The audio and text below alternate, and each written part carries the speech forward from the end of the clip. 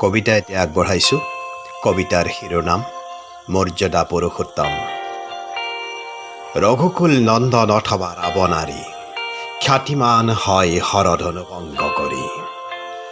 অযোধ্যা অথবা মিথিলা নগৰী, কম্পন ধ্বনিত বেদীৰ্ণ হ'ব যেন পৰশুৰামৰ বিস্তীৰ্ণ মহেন্দ্ৰগিৰি।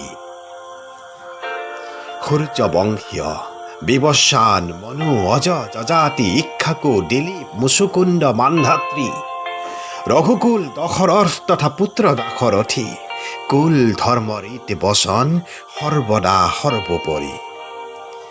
অযোধ্যাৰ যুৱৰাজ বনবাসী হয়, পিতৃৰ বচন মহামান্যৱান কৰি। অযোধ্যাৰ ৰাজ সিংহাসন ৰাজমুকুট কীৰ্তি সুখ বৈভৱ, কাৰেং মহল প্ৰজা পৰিজন, ত্যাগৰ মহানতাত মহান কৌশল্যানন্দন।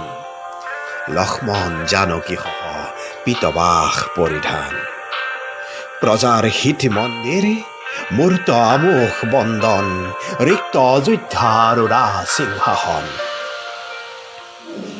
সংস্কাৰ আৰু নৈতিকতাৰ বিৰল দৰ্শন, মানৱতাৰ আদৰ্শ মান্যতাৰ শ্ৰেষ্ঠ আকলন।